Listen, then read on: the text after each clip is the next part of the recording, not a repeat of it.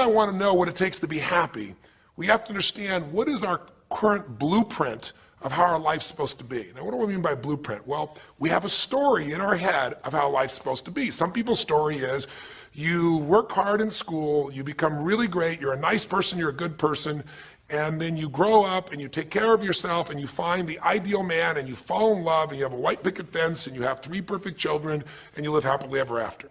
Somebody else's story, the old story was you work really hard in school, you excel in college, you go to work for a big corporation, and you move up through the ranks until you're the president or chairman of the company and you become successful and respected throughout life. These are some old stories.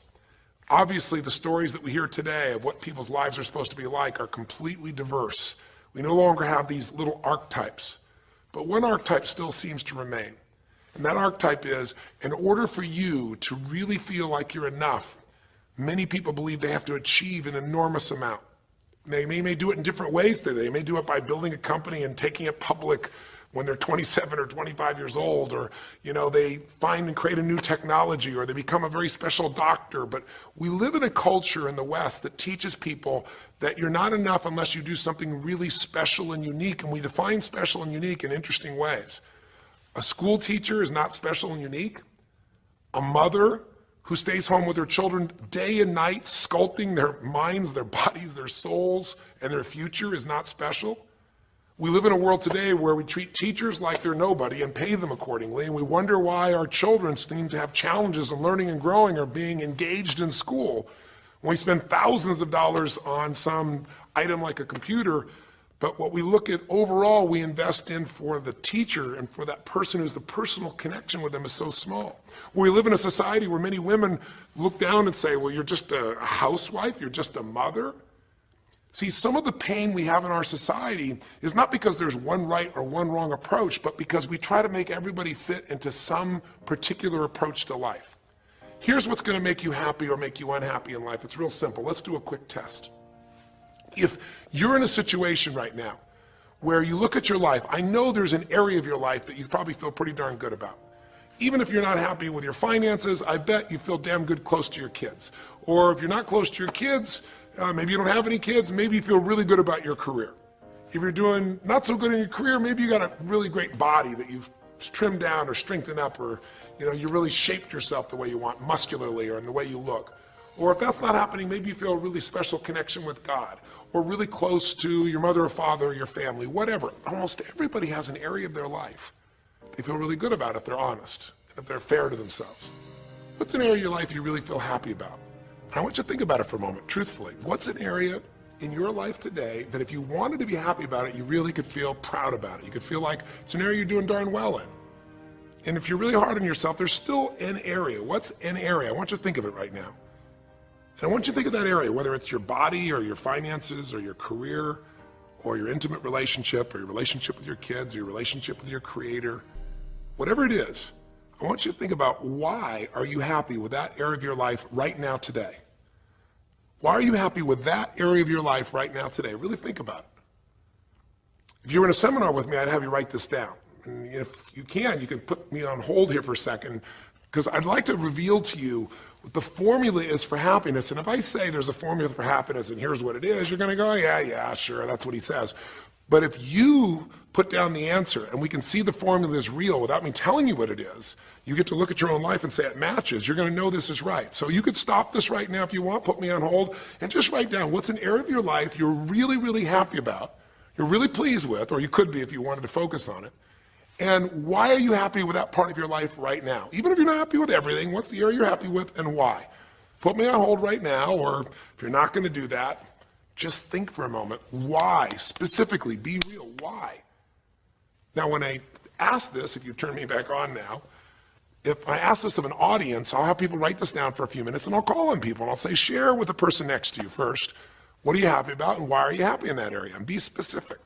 And after they share, I'll have people stand up, I'll call on a variety of people, and I say, ma'am, tell me, what are you happy about? And she'll say, well, honestly, I'm really happy with my body. She goes, I never thought I'd say that, but I used to be so unhappy with it, and I did some things, I pushed myself through, and now I exercise regularly, and I'm not perfect, but I feel fit, I feel strong, I feel energetic, and that's really, it just feels good to me.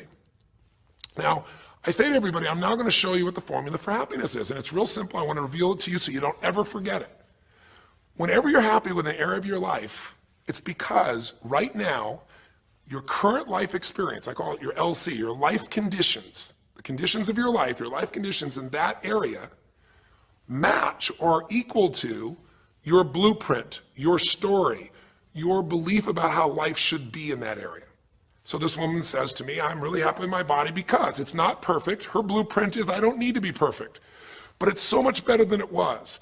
I'm fit and I'm strong and I have this energy. Her mental blueprint says I should be fit, strong, and have energy. I don't need to be perfect, but I should be that way. Well, when my life, my body matches how I think it should be, I feel good about my life. I'll ask somebody else. I'll say, tell me an area you're happy with. Someone else will say, well, I'm really happy with my career. And why? Well, I'm doing better than I even thought I would be. I mean, I'm ahead of the schedule of where I hoped I'd be at this stage.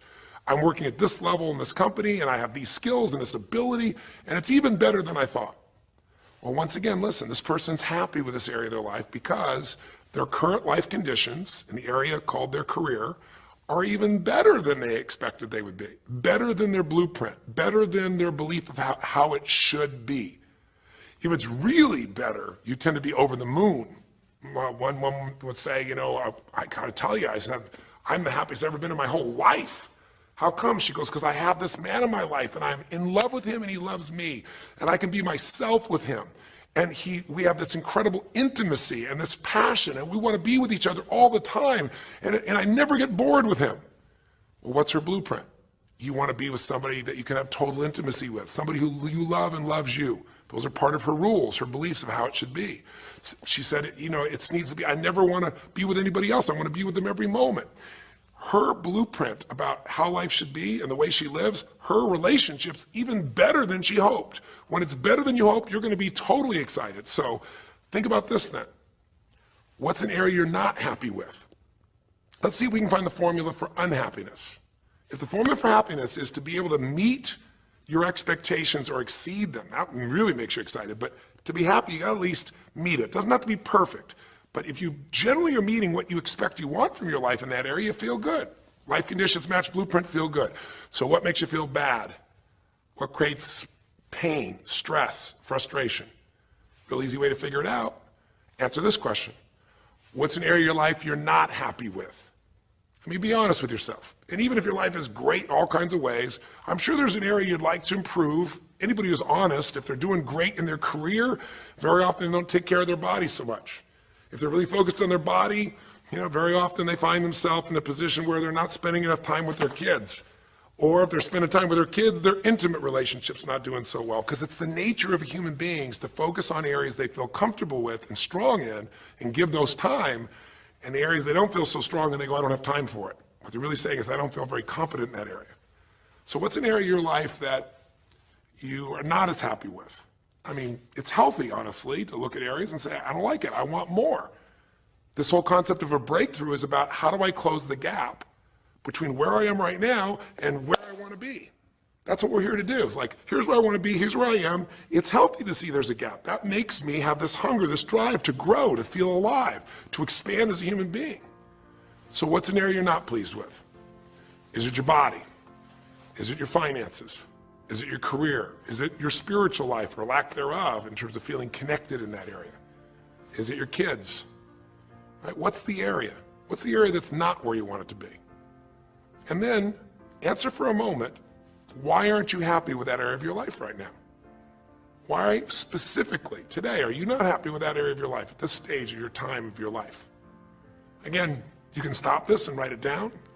Might be useful for you. Or if you're going to keep it running, you can stop it and you'll turn it right back on and I'll kick into it. Do that now. Or if you kept it running, then I'll give you what happens. I have people write this down and they don't like this exercise so much. Well, I don't like my body, or I don't like my finances, I don't like my career, I don't like the person I'm in a relationship with, I don't like myself the way I'm in relationships. Why? And they write it all down. Have people share back and forth. I call on people and the lesson's pretty clear. I tell people in advance, here's the formula for unhappiness. I'll show you before you do anything else. When your life conditions, the way you're living your life today, does not match, it doesn't equal your blueprint, your story of how it's supposed to be, then you're gonna have disappointment, frustration, or pain. If your life is way different than the way you think it's supposed to be, you can have enormous pain. If it's a little different, you might feel stressed. Make sense?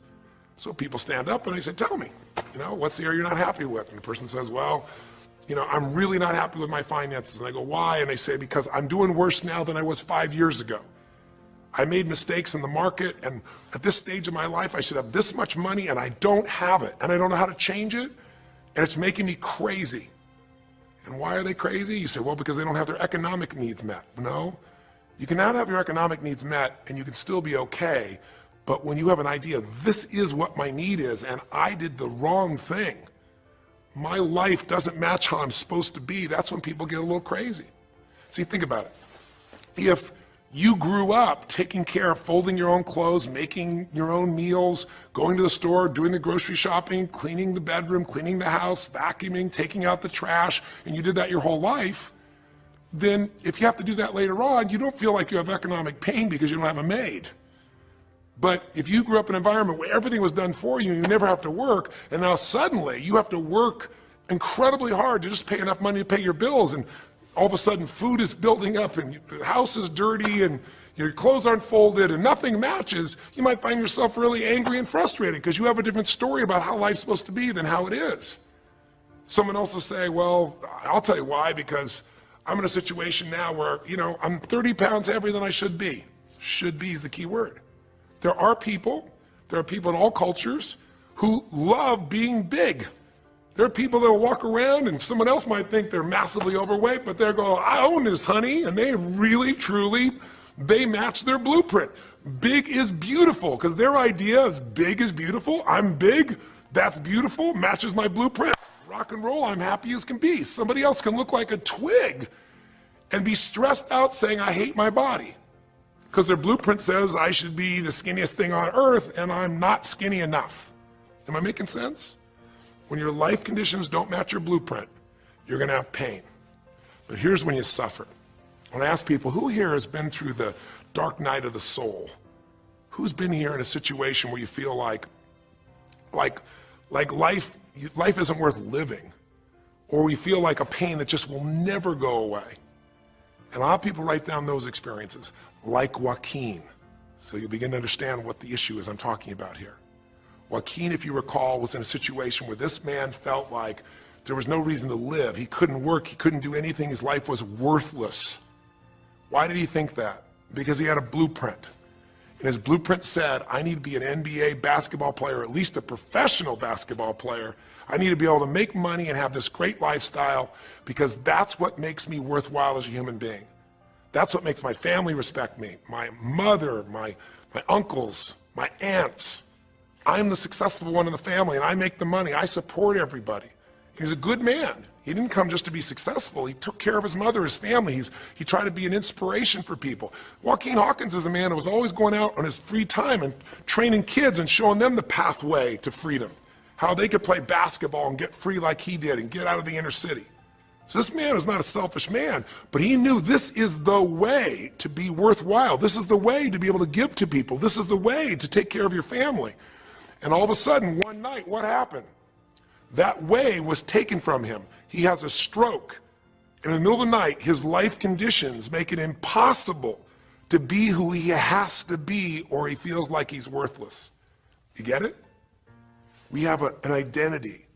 We have a story of how we're supposed to be. And if life somehow gets in the way of that story, we feel pain. But if we feel we have no control, that's when we go into suffering.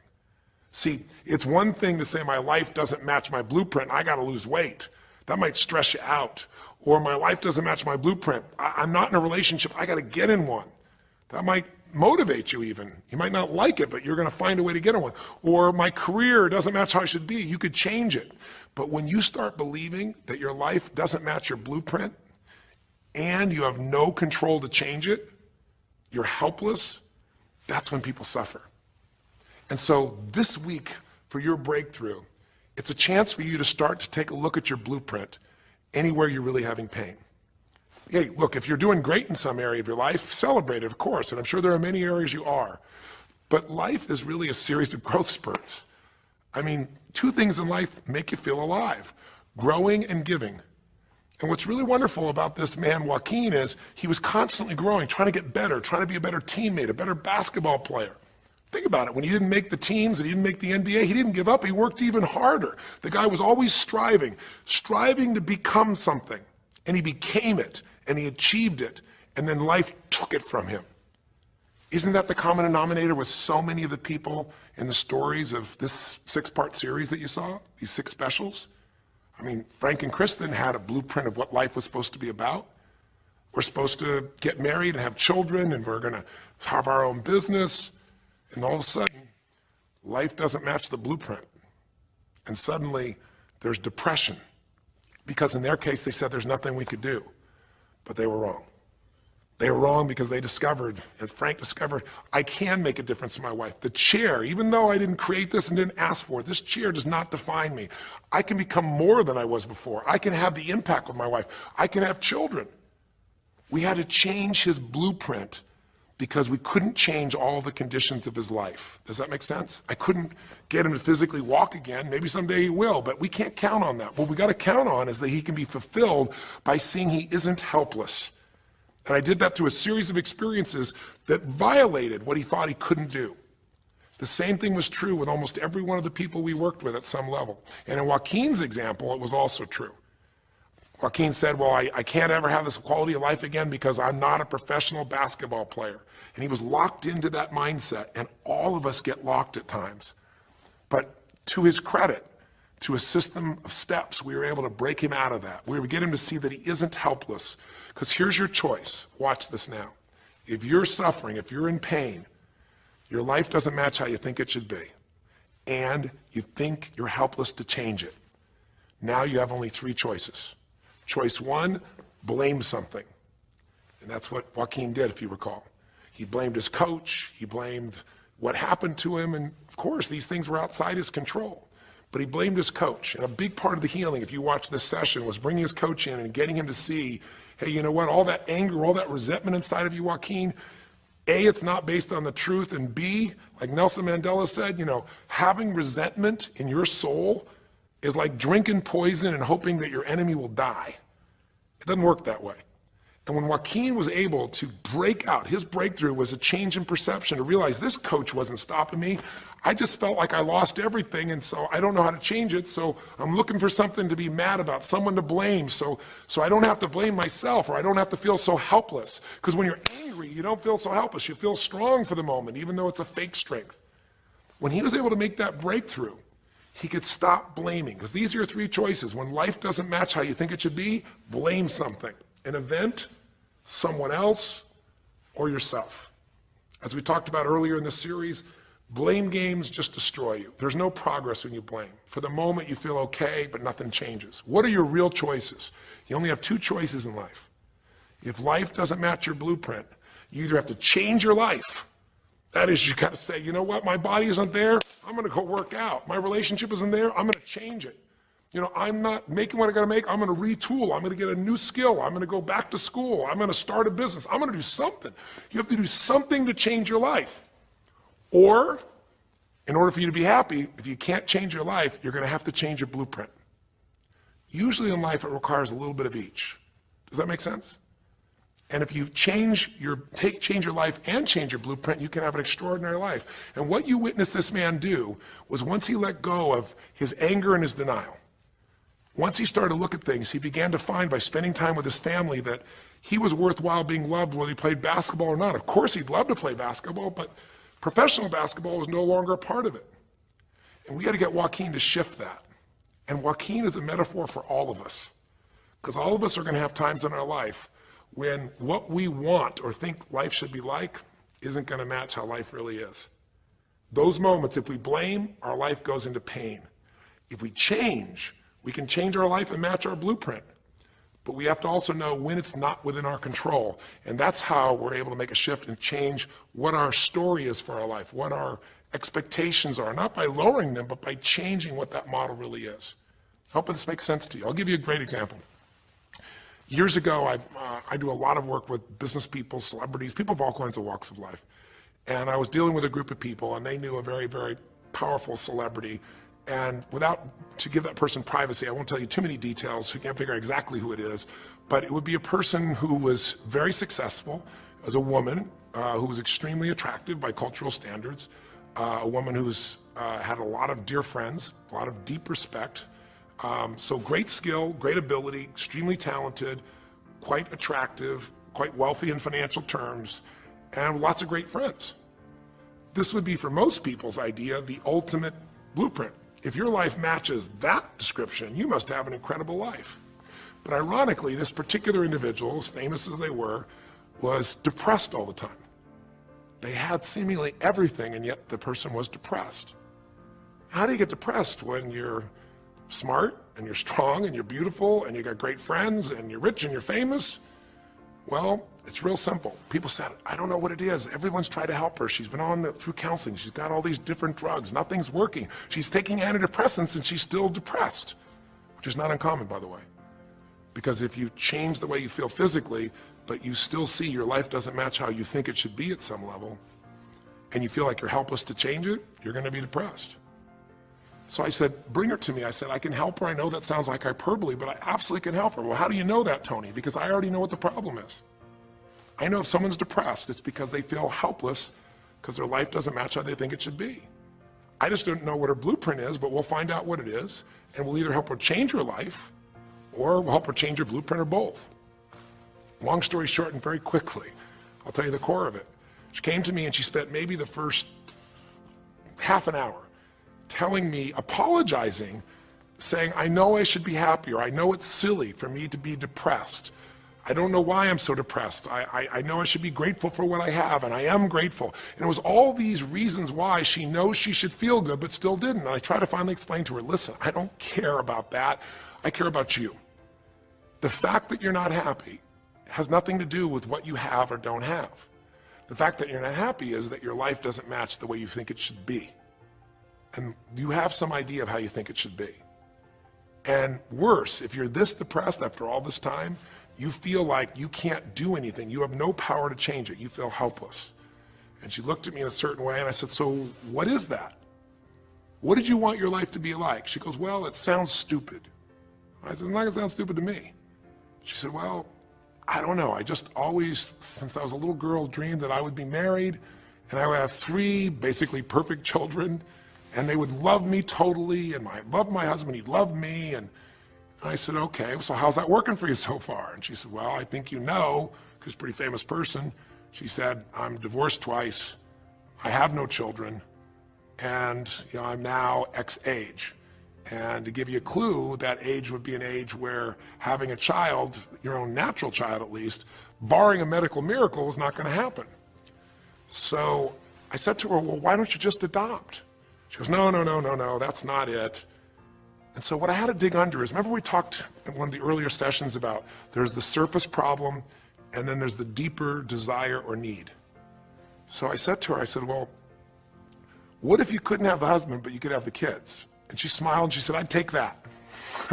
I said, well, why not adopt a kid? She goes, no, it has to be my own blood children. So I kept digging to find out what was behind her blueprint. Because your blueprint is just a projection of what you think you need to be happy. But as human beings, we're notoriously ineffective at knowing it's going to make us happy. So much that we think we're going to make us happy, we get there and we go, is this all there is? So many things that we think are going to make us miserable and we can never deal with, we go through it and we can handle it. We're not good at projecting these things. All kinds of studies will show this. So I said to her, well, what are you hoping to get from these 3 children? Why do they have to be your blood children? And she finally said, well, if they're my blood children, I know they'll always love me. They'll never leave me. What was she looking for? Unconditional love. She had this big blueprint that said, White House, picket fence, 3 children, perfect husband, all these different things. But what was behind that was a need to feel like she could have love that would be certain and wouldn't go away. So I can help her meet that need. So I said to her, I said, well, maybe one reason you don't have a husband is because every time you look at one, you're trying to figure out if he's going to get you those 3 kids in time and how that's going to happen. And maybe he feels a little stressed when you're looking at him this way because he can feel what's going on behind your bed, even if he doesn't know what the words are. And she started to laugh. She goes, I guess I've probably been that way a good portion of my life. And she goes, people wonder, why I'm so uptight. I said, you're uptight because you felt like you're running out of time trying to meet some picture. But I said, all you really want is love. I said, don't you have a lot of love in your life? Tell me about your friends. And gradually, I got her to start seeing this love that she was trying to get was already here. It didn't match the picture. Maybe we could paint a new picture of what life could really be like and make sure that picture met her deepest needs. That's basically what we did with Joaquin. Joaquin wanted to be a professional basketball player because he loved basketball, yes, but also because he wanted to be that man who was a leader. He wanted to be a man who was the good man. He wanted to be the one who brought energy to people. He wanted to be the man people would look up to. He wanted to be the man who could take care of his family in style, all of his family, not just his daughters and his wife, but other people as well. Underneath it all, he wanted to know that he mattered. And through the process that you saw in this show, he began to find out that he didn't need to be angry at the world, that yes, his blueprint was taken from him, but his soul and his ability to be a special human being that could touch other people was not taken from him. That maybe his real gift was his ability to inspire young kids, his ability to get himself to do whatever it took. How did he become a professional basketball player? Unbelievable discipline, unbelievable drive. He started bringing that to picking up trash, and the game started to change. He started to have fun there. He could come home and take care of his kids and pay his bills. That doesn't solve everything, but it gives him a way to suddenly regain himself. When he sat around with all of his family, and you saw part of those scenes, and if you watch little areas of browsing this week, you'll see some more scenes from his family where you see him begin to realize they love me whether I'm rich or poor. They love me whether I'm a professional basketball player or not. They love me. That's what he was really after. And when he got that, it allowed him to let go and say, I can do other things. That doesn't mean he won't have challenges. We're all going to have challenges in our life. It doesn't mean that at times he won't wish he's doing more, but he's no longer stuck. He's broken through because he now knows I have control. I can change my life or I can change my blueprint. And when I do, I can fulfill it. I can start to feel that aliveness. Now here's the trap. What do you think happens once you fulfill your blueprint regularly? Once you figure out how to do what you always dreamed of? You always dreamed to live a certain way, and now you're living that way every day. Well, the human nervous system, the human spirit needs to grow. So pretty soon you'll get bored with that, and you'll come up with a new blueprint. That's part of life that's exciting. See, if you and I from this day forward are going to be happy, just remember what we've said. It takes two things: grow and give. A meaningful life comes from growing, that sense of progress, and it comes from having life not just be about me, but about we, doing something that makes me feel connected to other people besides myself. That growth, that sense of contribution fills a deep spiritual need that we all have. If you are unhappy in your life, you got three choices, really two. Blame, that's not a choice, it's not going to work. Don't blame someone else, don't blame the event, don't blame yourself. Just figure out what you're going to do to change your life. That's my specialty. If you like my coaching or my team's coaching, come visit with us. Come to an event. Come get a coach. Come through a program, and we'll guide you through it more than just a few minutes like this, and we'll do it directly, an environment that'll shift you. Or change your blueprint. You're going to have to rewire what's going on inside, and that's what we focus on as well. So I hope this journey has been an interesting one for you. I hope it's opened up your eyes to what it takes to go from where you are to where you want to be. It takes changing your emotional pattern. It takes bringing presence to your life. It takes realizing you have no problems compared to somebody else and putting your life in perspective. It takes the ability to deal with those extreme stresses that happen in your life by questioning your limiting beliefs. And again, we'd love to coach you and show you how to change those in a permanent way where it happens automatically, just like lifting weights so often until the muscle's always there and you find yourself able to follow through. It takes for you to be able to figure out how to deal with crisis and how to turn it around. It takes facing your fear. It takes pushing yourself through what used to stop you. It takes putting yourself in a position where you connect to what's more important than just yourself, what you value than just yourself. And it takes, I think in this case also, the ability to realize that no matter what happens to you, you're more than that moment. You're more than the story you think you're supposed to be. And that even when you're not matching what you think you need to be, maybe there's a reason for that. Maybe you're having to find a different part of yourself that's going to fulfill you at a much deeper level. Sometimes failing to get your goal gives you your destiny. I can't tell you how many people I've known over the years who had an idea of what they thought their life was supposed to be like, and they didn't achieve it, and they felt miserable and upset and frustrated, and one day an opening happened, and they went, oh my God, thank God that didn't happen. I think it's Garth Brooks had a great song, And it's a song about when he was in high school and he was in love with this girl, infatuated with her. And she didn't even know that he existed. And he prayed to God every day that she would notice him, that she would fall in love with him. And then sure enough, she never did. He was so disappointed. His blueprint didn't match. His life didn't match it because she didn't even know he existed. And he felt this suffering. He could do nothing to turn it around. Well, 15 years later, he became a guy named Garth Brooks, somebody everybody knew, and he could rock, stadiums with his energy and his song and his music. And he goes back to be at his high school reunion. I think it was his 15-year reunion, if I remember correctly. I don't remember the exact year, but all I remember is he said he saw that woman that he was so obsessed by. He was looking forward to seeing her. And now he was Garth Brooks, and he met her. And after he met her and spent some time with her, he wrote a song called Thank God for Unanswered Prayers. Sometimes not getting your blueprint's the best thing that ever happened, because the disappointment drives you to find something more important inside of you. Or not getting it makes you look for another aspect of your life, a spiritual aspect, a family aspect, a physical aspect. If you can just trust that life doesn't happen to you, it happens for you, then you can find in any situation a benefit that can take your life to the next level. I don't care if you're Frank and Kristen. I don't care if you're, Mandy and Scott. I don't care if you're Joaquin and Kim. Every one of us in our life is going to face situations where it feels like we have total trauma, something that's been taken from us.